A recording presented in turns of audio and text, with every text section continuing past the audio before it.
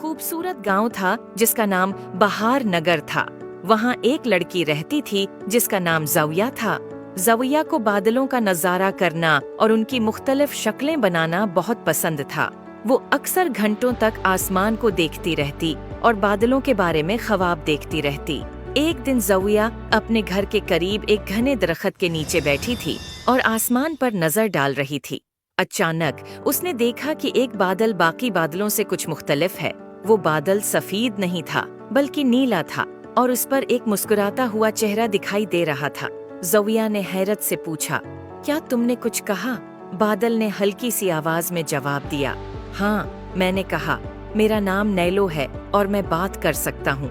ज़ौया ने हैरानी से पूछा, तुम बरसते हो? नैलो ने मुस्कुराते हुए जवाब दिया, मैं सब रंगों की बारिश करता हूँ।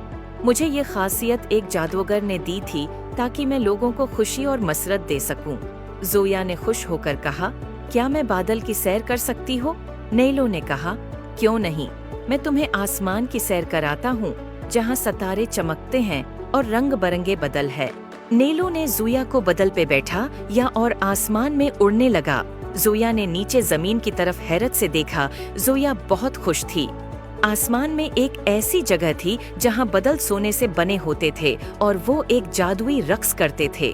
वो रंग बरंगी बारिश बरसाते थे और लोगों के घरों और बागात को रंग देते थे। नैलो ने ज़ौया को जमीन पर वापस उतारा। ज़ौया ने कहा, ये तो बहुत खूबसूरत है, क्या तुम बरस सकते हो? नैलो ने मुस्कुराते हुए जवाब दिया, हाँ। देखते ही देखते बारिश बरसने लगी और हर जगह रंगीन हो गई। ज़ौया बहुत खुश थी। ज़ौया ने बादल का शुक्रिया अदा किया। नैलो ने कहा, हर रात जब तुम आसमान की तरफ देखोगी तो तुम्हें मेरी याद आएगी और सितारों की रोशनी तुम्हें ख्वाबों की दुनिया में ले जाएगी। उम्मीद है आपको स्टोरी पसंद आई होगी।